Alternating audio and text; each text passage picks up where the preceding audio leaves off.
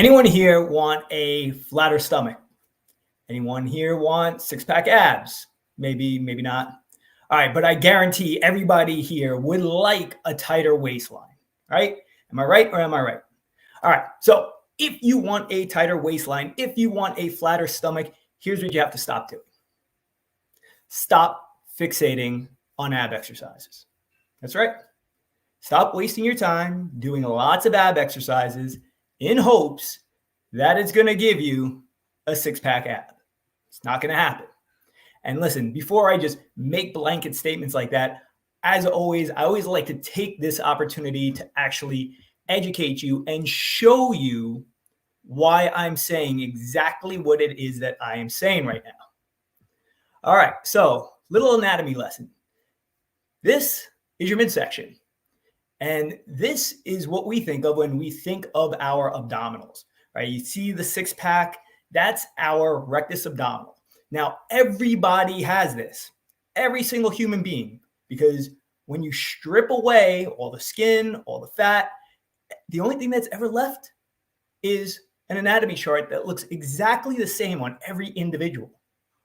Now, on the outside, you have your external obliques, and underneath you have your transverse abdominis. And that's typically, when people talk about doing core exercises, like this is really what they're referring to. They're referring to those exercises that train the transverse abdominal, which, hey, listen, at the end of the day, it is a good thing because those muscles work a lot like a corset. It pulls everything in tighter when they are well developed. But that said, how much does it actually take for you to develop these muscles? And this is where I want to just sit back for a moment and just kind of show you guys why focusing all of our attention on working the abdominals to get a flat stomach is not the path to success. So here's the truth. Again, all the crunches, all the leg lifts, and the planks in the world won't noticeably affect your waistline. And this is the reason why. So if we take this side view of probably the majority of humans these days, and we look at this purple section, this purple bluish section right in the middle, that is your abdominal muscle. And as you can see, it's not that big. In fact, it's quite thin, especially compared to other muscles in your body. But look underneath it and on top of it. What we're looking at is body fat. You have intra-abdominal fat, which sits underneath the muscles, and then subcutaneous fat, which sits under the skin, but over the muscle. And so we are constantly working to try to develop these muscles, this thin layer of muscle that's still sitting underneath layers of fat. And I know for some people, you're sitting there saying, yeah, but I'm pretty lean. Yet you still have to strip all of that little bit of fat that's sitting on top to ever see your abdominals. Now, I don't want to make this sound like all hope is lost, right? Because we all need hope. But the truth is that spending your time on something that is not actually contributing to the overall goal is what I call a waste of time. Now, that said, I do think it is important that we train our abdominals. And I'm always going to recommend that we do it in pure physique fashion, doing the least amount of necessary to get the best or optimal effect. And for most people, especially those who are training in one of our studios or with us online, that's going to mean doing one, maybe two exercises a week to target the midsection. And sometimes it's going to target the rectus abdominal. Sometimes it's going to be a focus on the transverse abdominal, but it doesn't have to be an excessive amount, because if you're also performing your exercises properly at all times, which you should be, then you should always be engaging your core. You're always working your abdominals to some degree. So here's the thing. Using crunches and cardio to fight belly fat is like bringing a slingshot and a knife to a gunfight. That's literally what it's like. I'm not going to get into the cardio piece now. You could check other videos that I've done on that, but maybe we'll have that conversation once again sometime soon. But the weapon that we need to focus on is a macro-based nutrition plan that puts us in proper hormonal balance. This is key. Why is this key? Because it's only when you're in proper hormonal balance that your body is going to burn enough of that subcutaneous fat so that you can at least start to shrink your waistline and start to see some semblance of a toned midsection. So I want to just throw this up here just to give some perspective for some people. Currently, right now, right, condition on the left, I usually train abs, no exaggeration, about 6 times a year. Seriously. I mean, maybe once every month at most, which would be 12 times a year, but it's never that much. So I'm going to say conservatively, though, it's somewhere between 6 on the low end and maybe 10 sets on the high end in an entire year. Sets, not workouts, not ab workouts, sets. And then on the right was me about 23 years ago. And this was at a time where I was literally training abs 6 times a week.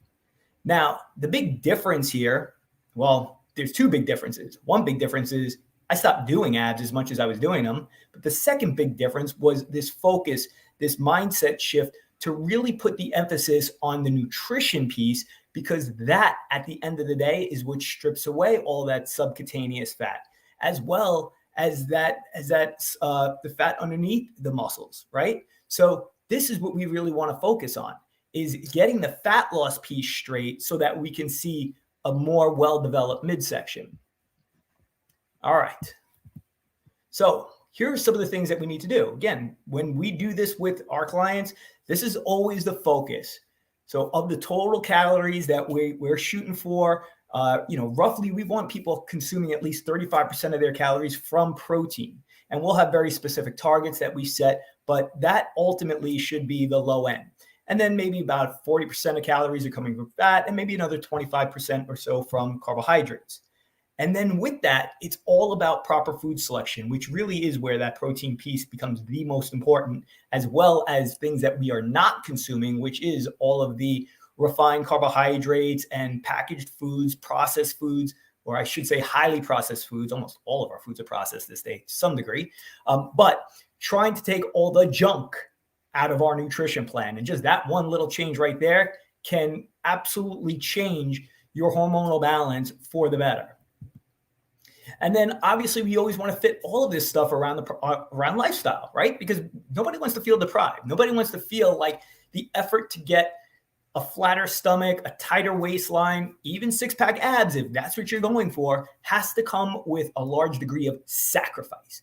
Nobody wants to sacrifice their lifestyle, sacrifice their years just to achieve this goal. But yet we're still so intent on achieving that goal. So there is a little give and a take here, right? But there is a way to do this so that it all fits into your lifestyle. Those who are in our Pure Physique program right now, like you guys know this. I mean, it's everything we're doing right now with all the little habits that we're implementing every single day. It's not always about what you take out. It's also what you put in or where you place your focus. And that, in the end of the day, is what's going to make the biggest difference. And then obviously we got to be held accountable, because it's one thing to say, hey, I want a tighter waistline. It's another thing to say, I want 6-pack abs.